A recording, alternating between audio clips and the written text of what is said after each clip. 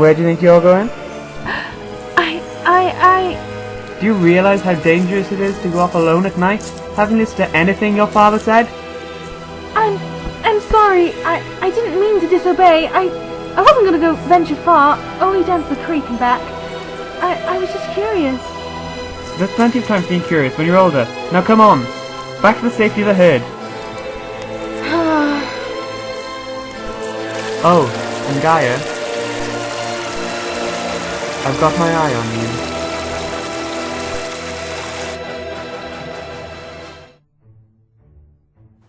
Gaia, the sun is rising. Come on, get up. Today's the big festival.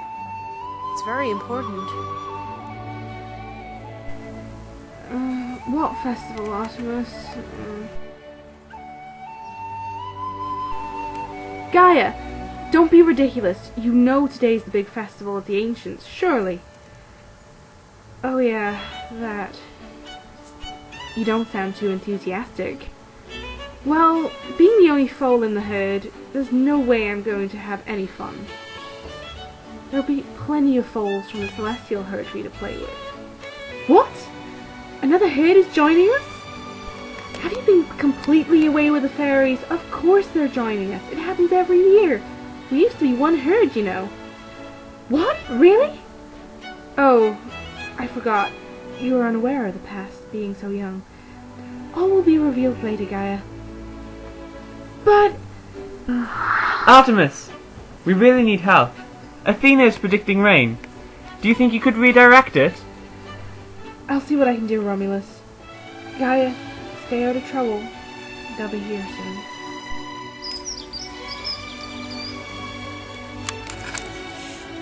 I've never seen so much commotion in the herd. Everyone's gathering for this. Clearly it must be something substantial. But why haven't they discussed it with me? Talking to yourself again, Gaia. Do you have to sneak up on me like that? Gotta put my super speed to some use. You're such a child.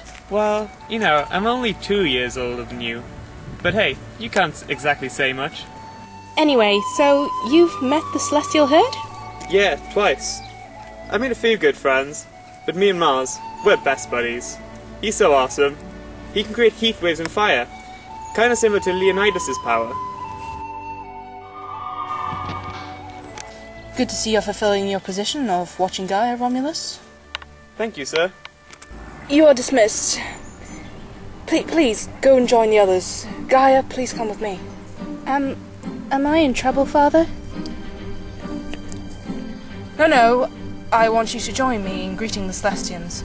You too will have to do this someday, being my only heir.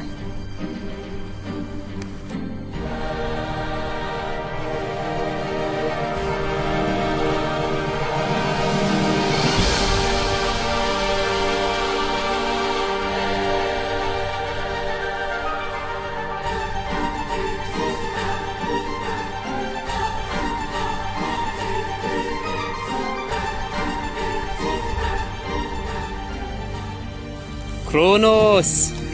Odin! Good to see you again, old friend. The pleasure is all mine.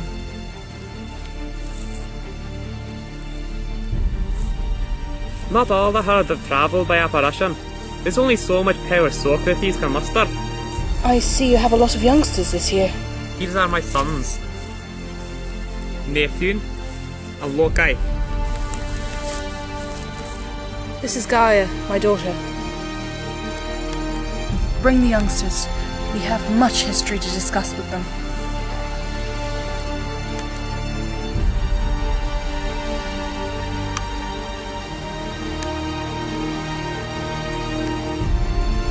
Nix, a little scenic atmosphere for you, please? Yes, sir. Of course. As you youngsters have observed, every horse has a special ability. Some are more prominent than others. Some physical, some are magical. Leonidas, please demonstrate your power.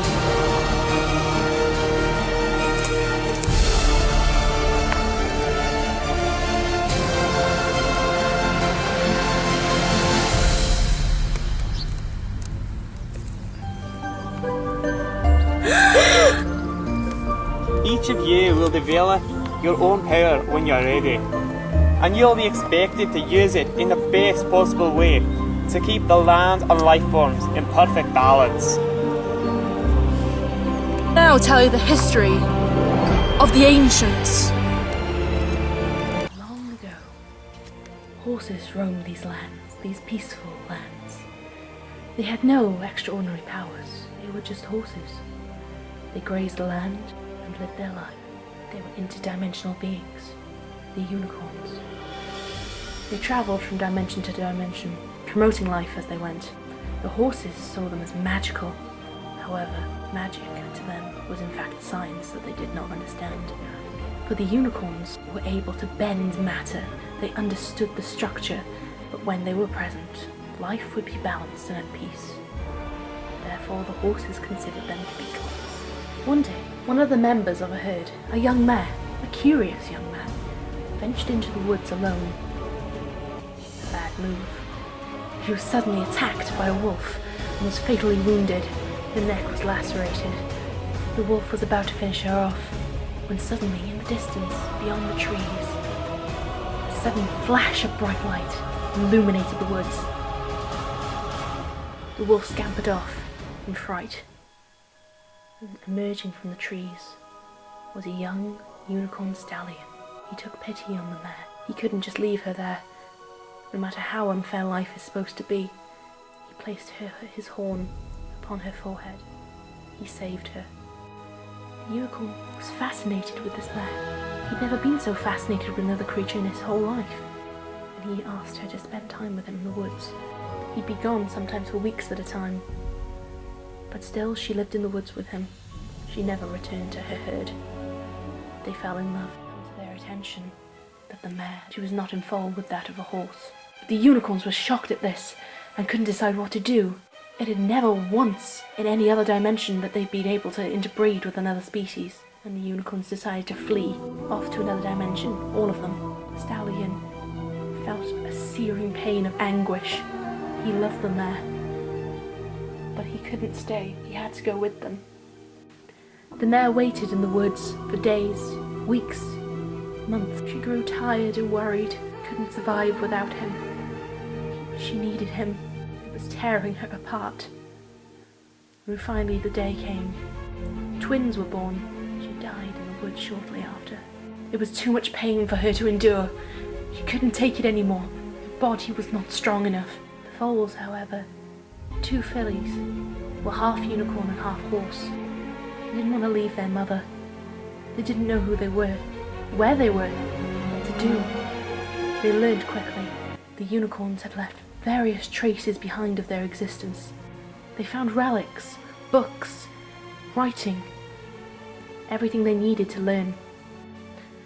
One sister was of a pale colour. Her name was Epona. The other, a darker shade, was Erebus. They named themselves after reading books of certain dimensions, planets and stars.